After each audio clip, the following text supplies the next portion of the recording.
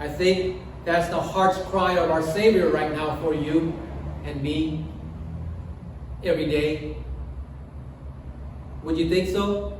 Would you think that's the Savior's heart's cry for us to want to walk closer to Him? To be a servant? Or does His tears fall on stony hearts?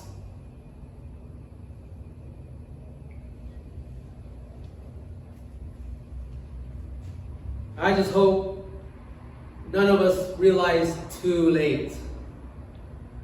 I really hope that doesn't happen for each of us.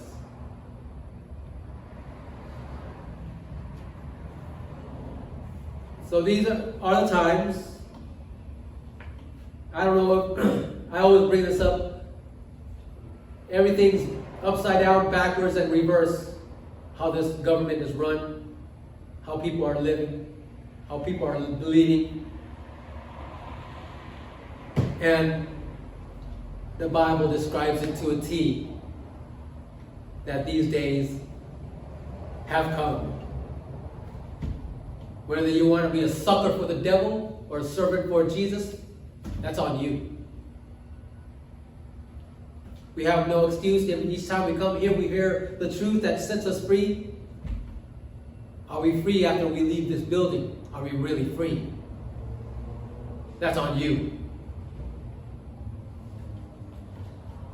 But we should know that God speaks the truth in the sense that He doesn't want you walking like a fool and stupid for the enemy.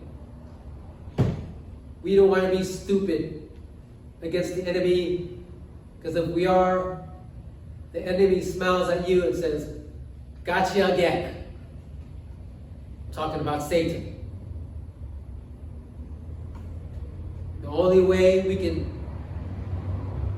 get out of this life scathe-free spiritually and saved is having that covenant with Jesus Christ. And if you haven't made that commitment yet personally, if you haven't genuinely done that, I pray that happens very soon.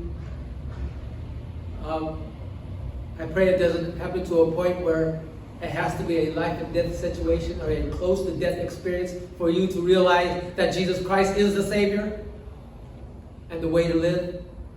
Sometimes, there's times He'll bring us to that point. I know you heard stories. I know you have friends that came to that point. But I know it's kind of a serious discussion, but the way Jesus bled on that cross was serious. It was serious that He thought of you first before you decided to believe in Him. But again,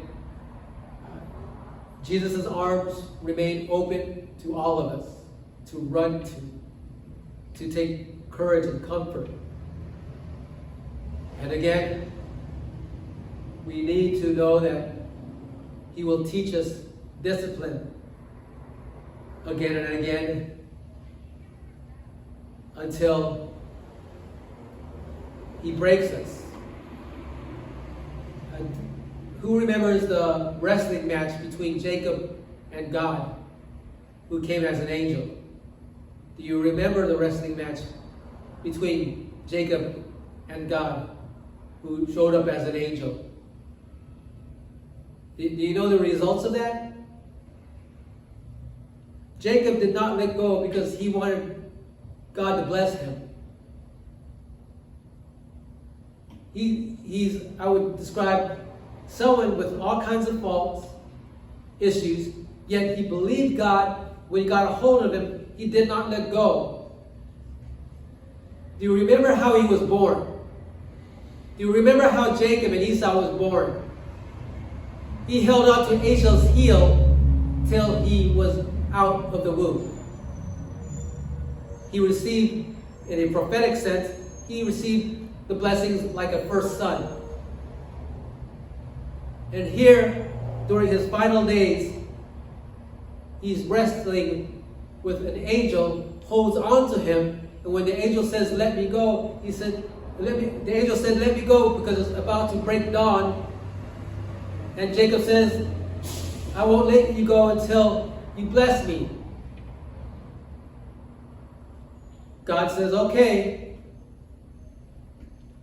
But in exchange of that blessing, you're going to walk differently. I'm going to change the way you walk. I'm going to remind you how you were going to walk differently. And what he did was loose his hip socket. He began to limp the rest of his life. But he got the blessing. If we're serious with God, we are willing to have a different walk than the world. We should be willing to walk differently. Have him impact us in a different way. And that the way we walk should remind us of how much love he poured out to us in order to receive a blessing. The rest of his days, Jacob walked differently, but he's remembered that God blessed him and changed his name to Israel.